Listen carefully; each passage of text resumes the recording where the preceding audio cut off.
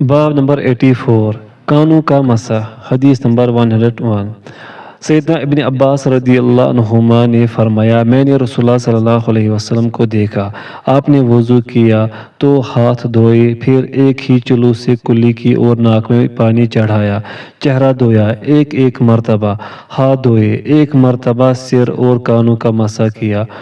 عبدالعزیز نے کہا اس شخص نے جس نے ابن عجلان کو اس بارے میں بیان کرتے ہوئے سنا مجھے بتایا اور دونوں پاؤں دھوئے۔ حکم الحدیث صحیح۔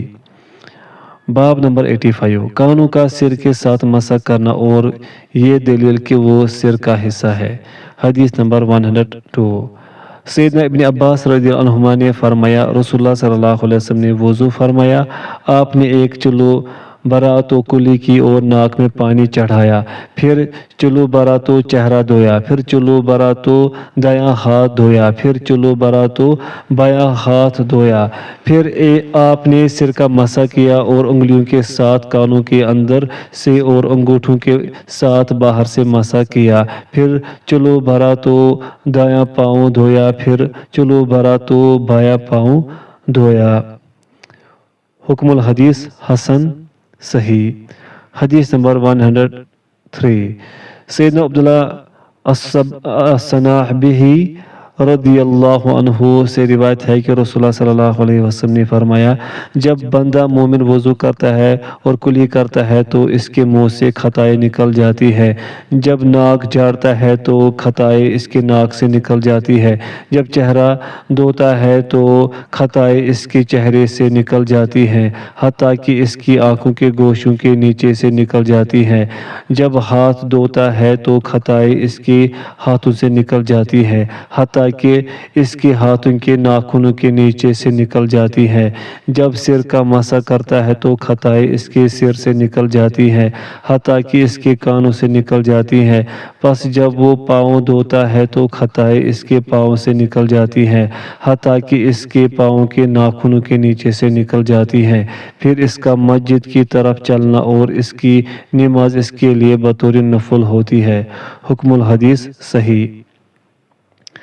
باب نمبر 86 امامے پر مسح حدیث نمبر 104 سیدنا بلال رضی اللہ عنہ نے فرمایا میں نے نبی صلی اللہ علیہ وسلم کو موزوں اور امامے پر مسح کرتے ہوئے دیکھا ہے۔ حکم الحدیث صحیح۔ حدیث نمبر 105 سیدنا بلال رضی اللہ عنہ نے فرمایا میں نے رسول اللہ صلی اللہ علیہ وسلم کو موزوں پر مسح کرتے ہوئے دیکھا ہے۔ حکم الحدیث صحیح۔ حدیث نمبر 106 سیدنا بلال رضی اللہ عنہ نے فرمایا میں نے رسول اللہ صلی اللہ علیہ وسلم کو امامے اور موزوں پر مسح کرتے ہوئے دیکھا ہے۔ حکم الحدیث صحیح۔ باب نمبر 87 پیشانی کے ساتھ امامے پر مسح کرنا حدیث نمبر 107 سیدنا مغیرہ رضی اللہ عنہ سے روایت ہے کہ نبی صلی اللہ علیہ وسلم نے وضو کیا تو آپ نے پیشانی امامے اور موزوں پر مسح فرمایا۔ حکم الحدیث صحیح۔ حدیث نمبر 108 سیدنا مغیرہ بن شعبہ رضی اللہ عنہ نے فرمایا دوران سفر رسول اللہ صلی اللہ علیہ وسلم پیچھے رہ گئے تو میں پھر آپ کے ساتھ پیچھے رہ گیا، جب آپ قضائے حاجت سے فارغ ہوئے تو فرمایا کیا تمہارے پاس کچھ پانی ہے؟ میں آپ کے پاس پانی لایا تو آپ نے ہاتھ دھوئے اور چہرہ دھویا، پھر بازوں سے کپڑا ہٹانے لگے تو جبے کی آستین تنگ تھی، آپ نے اسے کندھوں پر ڈال لیا، آپ نے بازو دھوئے اور پیشانی امامے اور موزوں پر مسح کیا۔ حکم الحدیث صحیح۔ باب نمبر 88 امامے پر مسح کرنے کا طریقہ حدیث نمبر 109 سیدنا مغیرہ بن شعبہ رضی اللہ عنہ نے فرمایا دو خصلتیں ہیں میں ان کے متعلق اس کے بعد کہ میں رسول اللہ صلی اللہ علیہ وسلم کو دیکھ چکا ہوں کسی سے نہیں پوچھوں گا۔ انہوں نے فرمایا ہم ایک سفر میں آپ کے ساتھ تھے، آپ قضائے حاجت کے لیے کھلی جگہ تشریف لے گئے، پھر آپ آئے تو وضو کیا، آپ نے پیشانی امامے کے دونوں کناروں اور موزوں پر مسح فرمایا اور انہوں مغیرہ رضی اللہ عنہ نے فرمایا امام حکمران کا اپنی رعیت کے آدمی کے پیچھے نماز پڑھنا جائز ہے، میں نے رسول اللہ صلی اللہ علیہ وسلم کو دیکھا کہ آپ ایک سفر میں تھے، پس نماز کا وقت ہو گیا۔ نبی صلی اللہ علیہ وسلم ان صحابہ کرام کے پاس تشریف نہ لائے تو انہوں نے نماز کے لیے اقامت کہی اور ابن عوف رضی اللہ عنہ کو امام بنا لیا، پس انہوں نے انہیں نماز پڑھائی۔ رسول اللہ صلی اللہ علیہ وسلم تشریف لائے تو آپ نے بقیہ نماز ابن عوف رضی اللہ عنہ کے پیچھے پڑھی۔ جب ابن عوف رضی اللہ عنہ نے سلام پھیرا تو نبی صلی اللہ علیہ وسلم کھڑے ہوئے اور نماز کا جتنا حصہ آپ کی تشریف آوری سے پہلے ہو چکا تھا اسے پورا کیا۔ حکم الحدیث صحیح الاسناد۔ باب نمبر 89 پاؤں دھونے کا وجوب۔ حدیث نمبر 110 سیدنا ابو ہریرہ رضی اللہ عنہ نے بیان کیا، ابو القاسم رسول اللہ صلی اللہ علیہ وسلم نے فرمایا، وضو کے دوران خشک رہ جانے والی ایڑی کے لیے جہنم کی آگ سے تباہی ہے۔ حکم الحدیث صحیح۔ حدیث نمبر 111 سیدنا عبداللہ بن عمر رضی اللہ عنہ نے بیان کیا، رسول اللہ صلی اللہ علیہ وسلم نے کچھ لوگوں کو وضو کرتے ہوئے دیکھا، آپ نے ان کی ایڑیاں دیکھی، وہ خشکی کی وجہ سے چمک رہی تھی۔ آپ صلی اللہ علیہ وسلم نے فرمایا، ایڑیوں کے لیے جہنم کی آگ سے تباہی ہے، خوب اچھی طرح مکمل وضو کرو۔ حکم الحدیث صحیح۔ باب نمبر 90 کس پاؤں کو پہلے دھویا جائے۔ حدیث نمبر 112 سیدہ عائشہ رضی اللہ عنہا سے روایت ہے اور انہوں نے ذکر فرمایا، رسول اللہ صلی اللہ علیہ وسلم جس قدر ہو سکتا وضو کرنے، جوتا پہننے اور کنگھی کرنے اور دائیں طرف کو پسند فرمایا کرتے تھے۔ شعبہ کہتے ہیں، پھر میں نے اشعث کو وسط میں سنا، آپ کہہ رہے تھے کہ آپ صلی اللہ علیہ وسلم دائیں جانب کو پسند فرماتے تھے، پس انہوں نے تمام امور کا ذکر کیا، پھر میں نے انہیں کوفہ میں بیان کرتے ہوئے سنا، جس قدر ہو سکتا دائیں طرف کو پسند فرماتے۔ حکم الحدیث صحیح۔ باب نمبر 91 ہاتھوں کے ساتھ پاؤں دھونا۔ حدیث نمبر 113 سیدنا القیسی رضی اللہ عنہ نے بیان کیا کہ وہ ایک سفر میں رسول اللہ صلی اللہ علیہ وسلم کے ساتھ تھے۔ آپ صلی اللہ علیہ وسلم کی خدمت میں پانی پیش کیا گیا۔ آپ صلی اللہ علیہ وسلم نے برتن سے ہاتھوں پر پانی ڈالا اور انہیں ایک مرتبہ دھویا۔ آپ نے چہرہ اور بازو ایک ایک مرتبہ دھوئے اور آپ صلی اللہ علیہ وسلم نے دونوں ہاتھوں سے دونوں پاؤں دھوئے۔ حکم الحدیث ضعیف الاسناد۔ حدیث نمبر 92 انگلیوں کا کھلال۔ حدیث نمبر 114 سیدنا لقیط رضی اللہ عنہ نے بیان کیا، رسول اللہ صلی اللہ علیہ وسلم نے فرمایا، جب تو وضو کرے تو خوب اچھی طرح وضو کر اور انگلیوں کے درمیان کھلال کر۔ حکم الحدیث صحیح۔ باب نمبر 93 پاؤں دھونے کی تعداد۔ حدیث نمبر 115 ابو حیہ الوداعی نے بیان کیا، میں نے سیدنا علی رضی اللہ عنہ کو دیکھا، انہوں نے وضو کیا تو 3 بار ہاتھ دھوئے، 3 بار چہرہ دھویا، 3 بار بازو دھوئے، سر کا مسح کیا اور 3 بار پاؤں دھوئے، پھر فرمایا، یہ رسول اللہ صلی اللہ علیہ وسلم کا وضو ہے۔ حکم الحدیث صحیح۔ باب نمبر 94 ہاتھ پاؤں دھونے کی حد۔ حدیث نمبر 116 سیدنا عثمان رضی اللہ عنہ کے آزاد کردہ غلام حمران نے بیان کیا کہ سیدنا عثمان رضی اللہ عنہ نے وضو کے لیے پانی منگایا تو وضو کیا، انہوں نے 3 بار ہاتھ دھوئے، پھر کلی کی اور ناک میں پانی چڑھایا، پھر 3 بار چہرہ دھویا، پھر 3 بار کہنے سمیت دایاں ہاتھ دھویا، پھر اسی طرح بایاں ہاتھ، پھر سر کا مسح فرمایا، پھر 3 بار ٹخنوں سمیت دایاں پاؤں دھویا، پھر اسی طرح بایاں پاؤں، یا پھر فرمایا، میں نے رسول اللہ صلی اللہ علیہ وسلم کو میرے اس وضو کی طرح وضو کرتے ہوئے دیکھا ہے۔ پھر کہا، رسول اللہ صلی اللہ علیہ وسلم نے فرمایا، جس نے میرے اس وضو کی طرح وضو کیا، پھر کھڑے ہو کر 2 رکعتیں پڑھی جن میں وہ دل میں خیالات نہیں لاتا، تو اس کے سابقہ گناہ بخش دیے جاتے ہیں۔ حکم الحدیث صحیح۔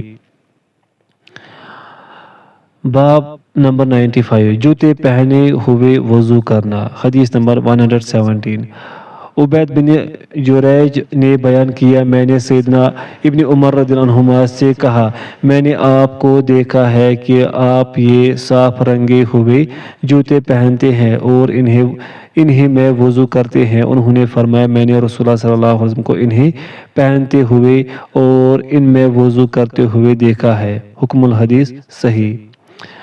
باب نمبر 96 موضوع پر مسح کرنا۔ حدیث نمبر 118 سیدنا جریر بن عبداللہ رضی اللہ عنہ سے روایت ہے کہ انہوں نے وضو کیا اور موضوع پر مسح کیا تو انہیں کہا گیا کیا آپ مسح کرتے ہیں؟ انہوں نے فرمایا میں نے رسول اللہ صلی اللہ علیہ وسلم کو مسح کرتے ہوئے دیکھا ہے۔ سیدنا جریر رضی اللہ عنہ کا قول ان کے ساتھیوں کو پسند تھا اور سیدنا جریر رضی اللہ عنہ نبی صلی اللہ علیہ وسلم کی وفات سے تھوڑا سا عرصہ پہلے مسلمان ہوئے تھے۔ حکم الحدیث صحیح۔ حدیث نمبر 119 سیدنا عمر بن امیہ الضمری رضی اللہ عنہ سے روایت ہے کہ انہوں نے رسول اللہ صلی اللہ علیہ وسلم کو دیکھا، آپ نے وضو کیا اور موضوع پر مسح فرمایا۔ حکم الحدیث صحیح۔ حدیث نمبر 120 سیدنا اسامہ بن زید رضی اللہ عنہ نے بیان کیا رسول اللہ صلی اللہ علیہ وسلم اور بلال رضی اللہ عنہ اسواف تشریف لے گئے، پس آپ قضائے حاجت کے لیے گئے، پھر باہر نکلے۔ اسامہ رضی اللہ عنہ نے کہا میں نے بلال رضی اللہ عنہ سے دریافت کیا آپ نے کیا کیا؟ بلال رضی اللہ عنہ نے فرمایا نبی صلی اللہ علیہ وسلم حاجت کے لیے تشریف لے گئے، پھر آپ نے وضو کیا تو آپ نے چہرہ اور ہاتھ دھوئے اور سر و موضوع پر مسح کیا، پھر نماز پڑھی۔ حکم الحدیث صحیح۔ حدیث نمبر 121 سیدنا سعد بن ابی وقاص رضی اللہ عنہ نے رسول اللہ صلی اللہ علیہ وسلم سے روایت کیا کہ آپ نے موضوع پر مسح کیا۔ حکم الحدیث صحیح۔ حدیث نمبر 122 سیدنا سعد بن ابی وقاص رضی اللہ عنہ نے موضوع پر مسح کرنے کے متعلق رسول اللہ صلی اللہ علیہ وسلم سے روایت کیا کہ اس میں کوئی مذائقہ نہیں۔ حکم الحدیث صحیح۔ حدیث نمبر 123 سیدنا مغیرہ بن شعبہ رضی اللہ عنہ نے بیان کیا نبی صلی اللہ علیہ وسلم قضائے حاجت کے لیے تشریف لے گئے، جب آپ واپس آئے تو میں نے پانی کا برتن لے کر آپ کا استقبال کیا اور میں نے پانی ڈالا تو ہاتھ دھوئے، پھر اپنا چہرہ دھویا، پھر بازو دھونے لگے تو جبہ تنگ تھا، آپ نے انہیں جبہ کے نیچے سے نکالا اور انہیں دھویا، آپ نے موضوع پر مسح کیا، پھر ہمیں نماز پڑھائی۔ حکم الحدیث صحیح الاسناد۔ حدیث نمبر 124 سیدنا مغیرہ بن شعبہ رضی اللہ عنہ نے رسول اللہ صلی اللہ علیہ وسلم سے روایت کیا کہ آپ قضائے حاجت کے لیے تشریف لے گئے تو مغیرہ رضی اللہ عنہ بھی پانی کا برتن لے کر آپ کے پیچھے چلے گئے، پس انہوں نے آپ پر پانی ڈالا حتیٰ کہ آپ حاجت سے فارغ ہوئے، پس آپ نے وضو کیا اور موضوع پر مسح کیا۔ حکم الحدیث صحیح۔ باب نمبر 97 دوران سفر موضوع پر مسح کرنا۔ حدیث نمبر 125 سیدنا مغیرہ بن شعبہ رضی اللہ عنہ نے بیان کیا میں ایک سفر میں نبی صلی اللہ علیہ وسلم کے ساتھ تھا تو آپ صلی اللہ علیہ وسلم نے فرمایا مغیرہ تم پیچھے رہ جاؤ اور لوگوں تم چلتے چلو، پس میں پیچھے رہ گیا، میرے پاس پانی والا برتن تھا جبکہ باقی لوگ چلتے گئے، پس رسول اللہ صلی اللہ علیہ وسلم حاجت کے لیے تشریف لے گئے، جب آپ واپس آئے تو میں آپ پر پانی ڈالنے لگا، آپ نے تنگ آستینوں والا رومی جبہ زیب تن کر رکھا تھا، آپ نے اس میں اپنا ہاتھ نکالنا چاہا تو وہ جبہ آپ پر تنگ ہو گیا، پس آپ نے جبے کے نیچے سے ہاتھ نکالا اور اپنا چہرہ اور ہاتھ دھوئے، جبکہ سر اور موضوع پر مسح فرمایا۔ حکم الحدیث صحیح الاسناد۔ حدیث نمبر 125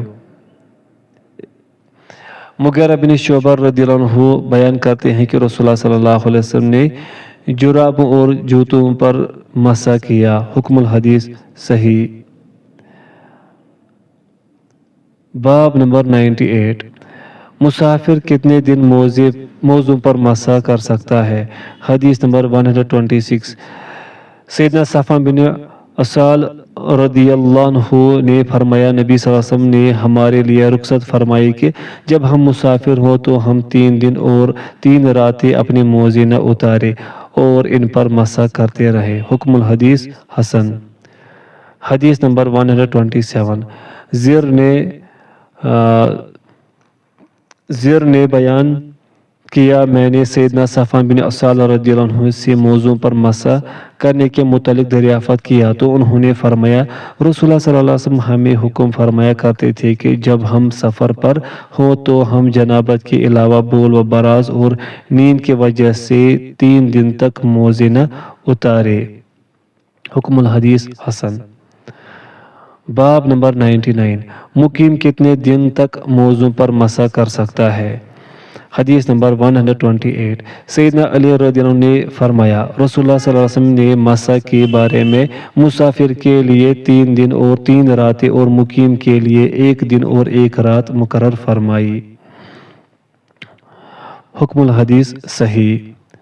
حدیث نمبر 129 شرح بن حانی نے بیان کیا میں نے سیدہ عائشہ رضی اللہ عنہا سے موضوع پر مسح کے متعلق دریافت کیا تو انہوں نے فرمایا سیدنا علی رضی اللہ عنہ کے پاس جاؤ وہ اس کے متعلق مجھ سے زیادہ جانتے ہیں۔ پس میں علی رضی اللہ عنہ کے پاس گیا تو ان سے مسح کے متعلق دریافت کیا۔ انہوں نے فرمایا رسول اللہ صلی اللہ علیہ وسلم ہمیں حکم فرمایا کرتے تھے کہ مقیم 1 دن اور 1 رات جبکہ مسافر 3 دن اور 3 راتیں مسح کرے۔ حکم الحدیث صحیح۔ باب نمبر 100 وضو نہ ٹوٹنے کی صورت میں تازہ وضو کرنے کا طریقہ۔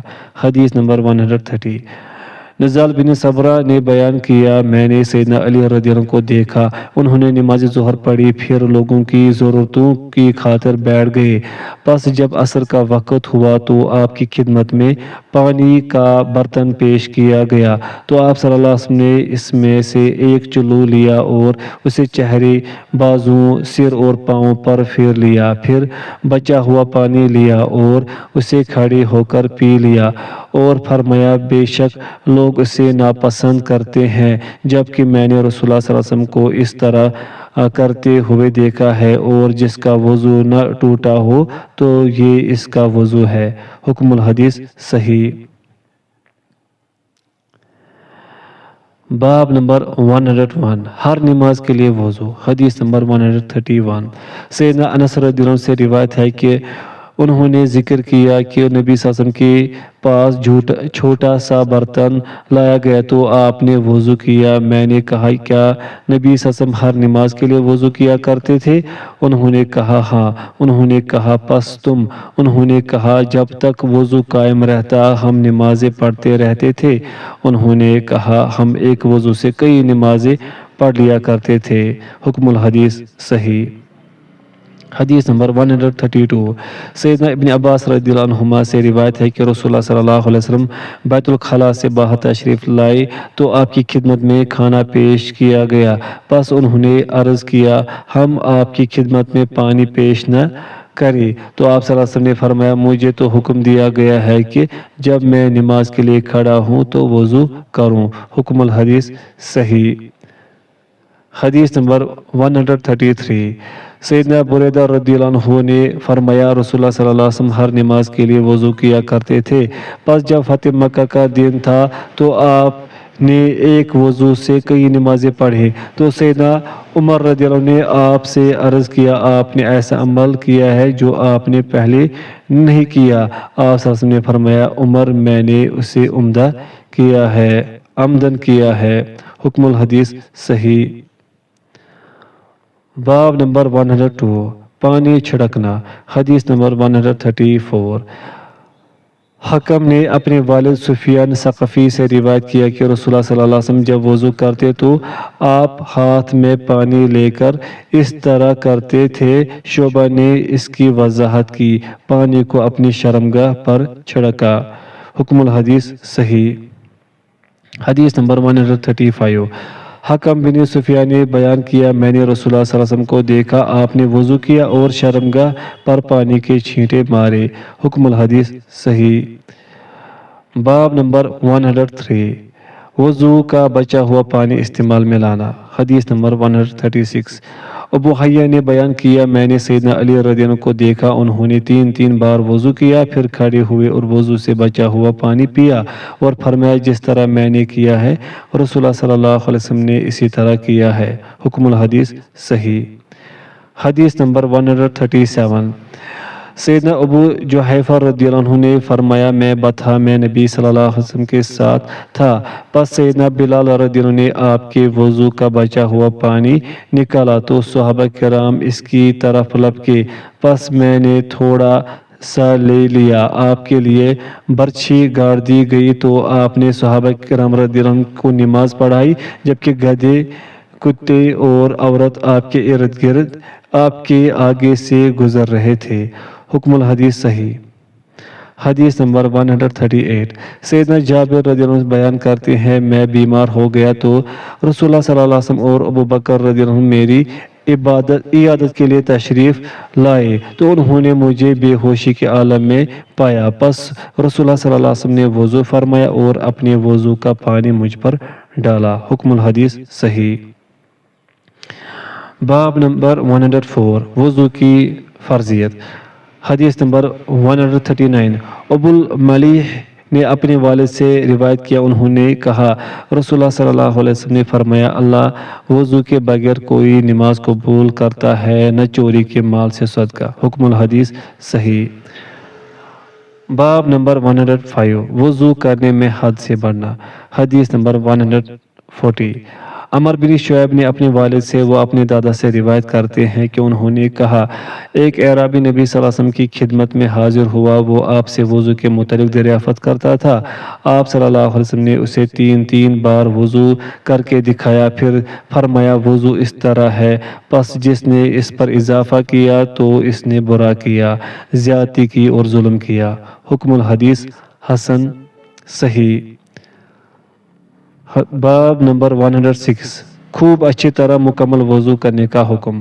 حدیث نمبر 141 عبداللہ بن عبید اللہ بن عباس نے بیان کیا ہم عبداللہ بن عباس رضی اللہ عنہما کے پاس بیٹھے ہوئے تھے تو انہوں نے فرمایا اللہ کی قسم رسول اللہ صلی اللہ علیہ وسلم نے 3 چیزوں کے علاوہ کسی اور چیز میں لوگوں کے علاوہ ہمارے لیے تخصیص نہیں فرمائی۔ آپ نے ہمیں حکم فرمایا کہ ہم خوب اچھی طرح مکمل وضو کریں، ہم صدقہ نہ کھائیں اور ہم گدھوں کی کھوڑیوں پر جفتی نہ کرائے۔ حکم الحدیث صحیح۔ حدیث نمبر 142 سیدنا عبداللہ بن عمر رضی اللہ عنہ نے بیان کیا رسول اللہ صلی اللہ علیہ وسلم نے فرمایا خوب اچھی طرح مکمل وضو کرو۔ باب نمبر 107 اچھی طرح وضو کرنے کی فضیلت۔ حدیث نمبر 143 سیدنا ابو ہریرہ رضی اللہ عنہ سے روایت ہے کہ رسول اللہ صلی اللہ علیہ وسلم نے فرمایا کیا میں تمہیں ایسی چیز عمل نہ بتاؤں جس کے ذریعے اللہ خطائیں مٹا دیتا ہے اور درجات بلند کر دیتا ہے؟ ناگواری پر خوب اچھی طرح وضو کرنا، زیادہ قدم چل کر مساجد کی طرف جانا اور نماز کے بعد دوسری نماز کا انتظار کرنا، پس یہی رباط جہاد کے لیے مورچہ بند ہونا ہے، پس یہی رباط ہے، پس یہی رباط ہے۔ حکم الحدیث صحیح۔ باب نمبر 108 حکم کے مطابق وضو کرنے کا ثواب۔ حدیث نمبر 144 عاصم بن سفیان ثقفی سے روایت ہے کہ وہ غزوہ سلاسل کے طرف روانہ ہوئے، پس وہ غزوہ سے رہ گئے تو وہ مستعد رہے، مورچہ بند رہے۔ پھر وہ سیدنا معاویہ رضی اللہ عنہ کے پاس واپس آئے تو ابو ایوب اور عقبہ بن عامر رضی اللہ عنہما ان کے پاس تشریف فرما تھے۔ عاصم نے کہا ابو ایوب ہم اس سال جہاد سے رہ گئے جبکہ ہمیں بتایا گیا ہے کہ جو شخص 4 مساجد میں نماز پڑھے اس کے گناہ بخش دیے جاتے ہیں۔ انہوں نے فرمایا بھتیجے میں تمہیں اس سے بھی آسان عمل بتاتا ہوں کہ میں نے رسول اللہ صلی اللہ علیہ وسلم کو فرماتے ہوئے سنا جس نے حکم کے مطابق وضو کیا اور حکم کے مطابق نماز پڑھی تو اس کے سابقہ عمل گناہ بخش دیے جاتے ہیں۔ عقبہ کیا اسی طرح ہے؟ انہوں نے فرمایا ہاں۔ حکم الحدیث صحیح۔ حدیث نمبر 145 جامع بن شداد نے بیان کیا میں نے حمران بن ابان کو سنا، انہوں نے ابو بردہ کو مسجد میں بتایا کہ انہوں نے سیدنا عثمان رضی اللہ عنہ کو رسول اللہ صلی اللہ علیہ وسلم سے حدیث بیان کرتے ہوئے سنا۔ آپ صلی اللہ علیہ وسلم فرماتے تھے جس نے اس طرح وضو مکمل کیا جس طرح اللہ عز و جل نے اسے حکم فرمایا ہے تو 5 نمازیں ان کے درمیانی اوقات کے دوران ہونے والے گناہوں کا کفارہ ہے۔ حکم الحدیث صحیح۔ حدیث نمبر 146 سیدنا عثمان رضی اللہ عنہ نے فرمایا میں نے رسول اللہ صلی اللہ علیہ وسلم کو فرماتے ہوئے سنا جو شخص وضو کرتا ہے اور اچھی طرح وضو کرتا ہے پھر نماز پڑھتا ہے تو اس کے اس اور دوسری نماز کے درمیان ہونے والے گناہ بخش دیے جاتے ہیں حتیٰ کہ وہ اس نماز کو پڑھ لے۔ حکم الحدیث صحیح۔ حدیث نمبر 147 سیدنا عمر بن ابسہ رضی اللہ عنہ بیان کرتے ہیں میں نے عرض کیا اللہ کے رسول وضو کس طرح ہے؟ آپ صلی اللہ علیہ وسلم نے فرمایا رہا وضو تو جب تم نے وضو کیا اور اپنے ہاتھ دھوئے تم نے انہیں صاف کیا تو تمہارے ناخنوں اور انگلیوں کے درمیان میں سے تمہاری خطائیں نکل گئی، پس جب تم نے کلی کی دونوں نتنوں میں پانی چڑھایا اپنا چہرہ دھویا کوہنی سمیت ہاتھ دھوئے سر کا مسح کیا ٹخنوں سمیت پاؤں دھوئے تو تم اپنی عام خطاؤں سے صاف ہو گئے۔ پس اگر تم نے اللہ عز و جل کی خاطر اپنا چہرہ سجدے میں رکھا تو تم اپنی خطاؤں سے اس طرح پاک ہو گئے جس طرح تم پیدائش کے دن گناہوں سے پاک تھے۔ ابو اسامہ نے بیان کیا میں نے کہا عمر بن ابسہ دیکھ لے آپ کیا کہہ رہے ہیں، کیا یہ سب کچھ ایک ہی مجلس میں دے دیا جاتا ہے؟ انہوں نے فرمایا سن لو اللہ کی قسم میں عمر رسیدہ ہو گیا ہوں، میری اجل قریب آ گئی ہے اور مجھے کوئی محتاجگی بھی نہیں کہ میں رسول اللہ صلی اللہ علیہ وسلم پر جھوٹ بولوں۔ میرے کانوں نے اسے سنا اور میرے دل نے اسے رسول اللہ صلی اللہ علیہ وسلم سے یاد کیا۔ حکم الحدیث صحیح۔ باب نمبر 109 وضو کے بعد کی دعا۔ حدیث نمبر 148 سیدنا عمر بن خطاب رضی اللہ عنہ نے بیان کیا رسول اللہ صلی اللہ علیہ وسلم نے فرمایا جس نے وضو کیا اور خوب اچھی طرح وضو کیا پھر یہ دعا پڑھی میں گواہی دیتا ہوں اللہ کے سوا کوئی معبود نہیں اور میں گواہی دیتا ہوں کہ محمد صلی اللہ علیہ وسلم اس کے بندے اور اس کے رسول ہے تو اس کے لیے جنت کے 8 دروازے کھول دیے جاتے ہیں، وہ ان میں سے جس میں سے چاہے داخل ہو جائے۔ حکم الحدیث صحیح۔ باب نمبر 110 وضو کا زیور۔ حدیث نمبر 149 ابو حازم نے بیان کیا میں سیدنا ابو ہریرہ رضی اللہ عنہ کے پیچھے تھا جبکہ وہ نماز کے لیے وضو کر رہے تھے اور وہ بغلوں تک ہاتھ دھو رہے تھے۔ میں نے کہا ابو ہریرہ یہ کیسا وضو ہے؟ انہوں نے مجھے فرمایا بنو فروخ تم یہاں ہو، اگر مجھے علم ہوتا کہ تم یہاں ہو تو میں یہ وضو نہ کرتا۔ میں نے اپنے خلیل صلی اللہ علیہ وسلم کو فرماتے ہوئے سنا ہے مومن کا زیور وہاں تک پہنچے گا جہاں تک اس کا وضو پہنچے گا۔ حکم الحدیث صحیح۔ حدیث نمبر 150 سیدنا ابو ہریرہ رضی اللہ عنہ سے روایت ہے کہ رسول اللہ صلی اللہ علیہ وسلم قبرستان کی طرف تشریف لے گئے تو آپ نے یہ دعا پڑھی مومن کے گھر والوں تم پر سلامتی ہو اور ہم بھی انشاءاللہ تم سے ملنے والے ہیں۔ میں نے چاہا کہ میں اپنے بھائیوں کو دیکھوں، ہم نے عرض کیا اللہ کے رسول کیا ہم آپ کے بھائی نہیں؟ آپ صلی اللہ علیہ وسلم نے فرمایا نہیں بلکہ تم میرے اصحاب ہو، جبکہ میرے بھائی وہ ہیں جو ابھی نہیں آئے بعد میں آئیں گے اور میں حوض کوثر پر ان کا میر کارواں ہوں گا۔ انہوں نے عرض کیا اللہ کے رسول صلی اللہ علیہ وسلم آپ کی امت کے افراد جو آپ کے بعد آئیں گے آپ انہیں کس طرح پہچانیں گے؟ آپ صلی اللہ علیہ وسلم نے فرمایا مجھے بتاؤ اگر کسی شخص کا سفید پیشانی اور سفید پاؤں والا گھوڑا گہرے سیاہ رنگ کے گھوڑوں میں ہو تو کیا وہ اپنے گھوڑے کو پہچان نہیں سکے گا؟